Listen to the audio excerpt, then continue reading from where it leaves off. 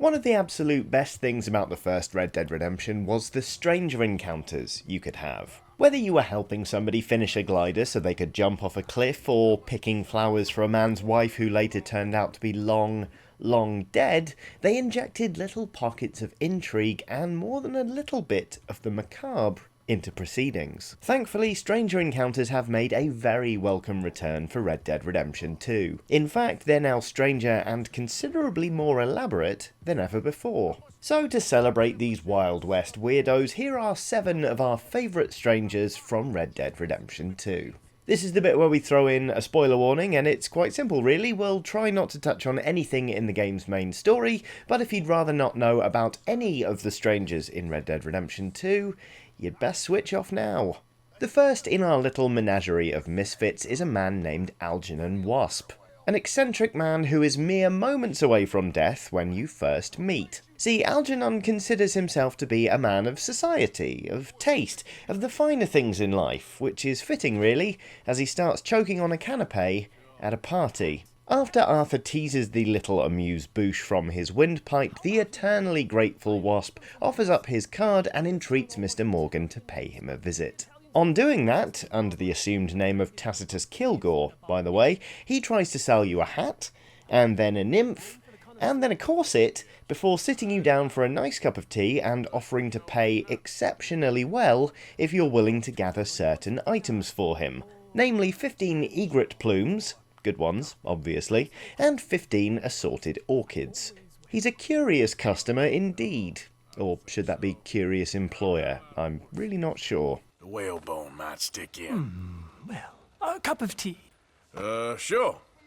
Marko Dragic is next on our list of strangers you really ought to seek out in Red Dead Redemption 2. He's an inventor with a flair for the dramatic, a worrying talent for building armaments, and a pronounced lack of common decency. Please, it is easy. Any moron could do it, and I am about to prove that. Here, take this. In a confusing and mildly insulting encounter, Arthur Morgan is asked to pilot Dragic's latest invention, a remote control boat, in order to prove that even an idiot could operate it successfully. Told you it was mildly insulting. As Marko tries to impress a potential investor, the encounter then turns into a kind of minigame, as you steer the little remote-controlled ship around a pond, blowing up toy sailboats while trying to avoid magnetic sea mines. Quite why Dragic decided to make the obstacles actual, viable explosives is a mystery to me, but then, I'm no inventor, so what would I know? Either way, after demonstrating 2 different weapons on the ship, your work is done, and Dragic turns you loose in the world, uncertain as to whether that little gameplay snippet will be repeated elsewhere in the game, or whether it was implemented just for the hell of it. Weird. Keep your eyes peeled though, and you and Dragic will certainly cross paths again. See, Dragic is a good example of the new shape stranger encounters take in Red Dead Redemption 2, which is to say that they're no longer such isolated, one-off affairs. You can encounter the same character more than once, and they'll give you completely different stuff to do. In the case of Dragic, the next time you meet is even stranger than the last. It's also considerably more dangerous, taking place as it does in Dragic's laboratory. The lab itself is hidden far off to the north in an area teeming with wildcats, so if you don't keep your wits about you, you might find yourself getting mauled to death before you've so much as got within throwing distance of the marker. Assuming you do make it, however, you'll be granted access to Dragic's laboratory, where he'll ask you to help him in bringing a robot man to life. No big deal then. You have the detector in your hand. The filament flashes when it points at the location for conductor. After an excruciatingly patronising section in which you're asked to place some lightning conductors, the electricity is channeled, the switches are thrown, and, unfortunately, the experiment goes awry, as the automaton does little more than waddle forward a few steps before keeling over entirely.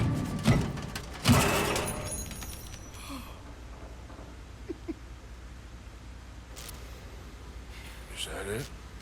For now. I am so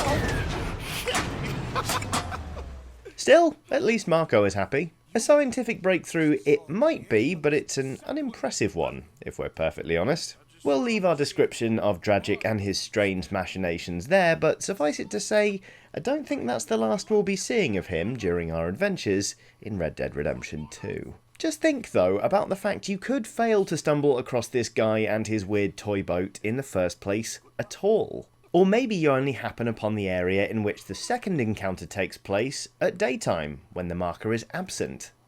I mean, it's not proper to try and bring a strange creation to life in a laboratory during the daytime, after all. What I'm getting at is that it's entirely possible to play Red Dead Redemption 2 and miss a stranger line completely, which, given how detailed and varied some of them are, is kind of mind-blowing and a pretty good indicator of how vast this game actually is. Another good indicator of characters reoccurring in unexpected ways while we're talking about them is in this scene here. You want some company, mister? No. You sure? Hey, What? I know you. This is Downs? Not you. Get away. Hi, Now. I mean, hey. Help! wh- Help! Hold on. This man is bothering Now- me. Someone help me. Officer, help! Now, you may be wondering at this point who Mrs. Downs is. Well, she's actually somebody you encounter during a main quest. Her husband borrowed money to start a ranch, and you're sent round to collect what's owed.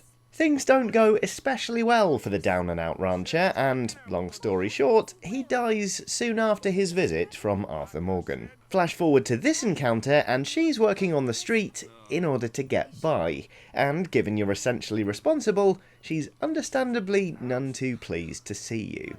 It's interesting in that while she was initially part of the main quest line, your next encounter happens during a seemingly unconnected optional quest, so even as these characters go through highs and lows, so they cross your path in ways that are prioritised differently by the game itself. I won't spoil the end of this particular one, but suffice it to say you can find Mrs. Downs again after this awkward meeting on a street corner, and either way, it's further proof of the interesting and innovative ways Red Dead Redemption 2 plays with its characters, both important and incidental.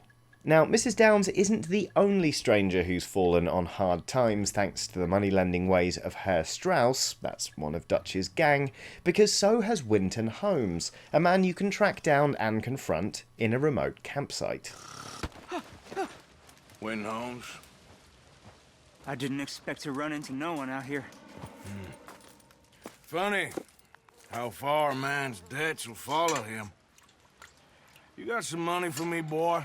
Young Winton promises he'll be able to get the money he owes, and more, as soon as death comes for a rare white cougar he's tracked out into the hills. With its pelt apparently worth a small fortune, Arthur begrudgingly agrees to go on the hunt with Mr. Holmes. The unlikely pair track the cougar to a cave, at which point Winton has the ingenious idea of splitting up. That goes about as well for him as you'd expect, but at least he wasn't telling lies about the cougar's white pelt. Kill it and you can harvest it all for yourself, and there are even a couple of corpses to loot down there as well, if you like. It's cheerful stuff. The next stranger on our list is actually two strangers, specifically two highly competitive brothers by the names of Protus and Acrisius. Each vying for the attention of the same lady, and very eloquently wishing they could be rid of their sibling, Protus and Acrisius beckon Arthur over before asking him to shoot a bottle off of their heads, and thereby prove their masculinity. The object of their affections, for her part, seems thoroughly unimpressed, but the brothers are so caught up in their sibling rivalry that they don't even seem to hear her protestations, let alone heed them. The brothers, who, by the way, are named after figures in Greek mythology, aren't content to stop after just one death-defying stunt, mind you. They insist on trying again with smaller bottles, and then again with even smaller bottles, while balancing on one leg. Even after that, they aren't satisfied, but thankfully Arthur declines to carry on any further, at which point the brothers cough up some money and carry on as if nothing ever happened in the first place. Again, we suspect we've not seen the last of these two, but even if we have, they've certainly left a lasting impression. A word to the wise when doing this encounter for yourself, though: pick your gun carefully when attempting the smaller bottles, because if you try it with a double-barreled shotgun like we first did, well, it doesn't end particularly well.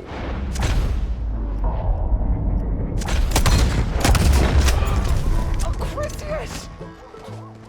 And very finally, we have one of the most curious stranger encounters Red Dead has ever seen. The meeting between Arthur Morgan and an eccentric Frenchman named Charles with a powerful fixation on the female form and crude language. To be honest, it's best you just see this one for yourself rather than having me try to explain it, so take it away, Charles.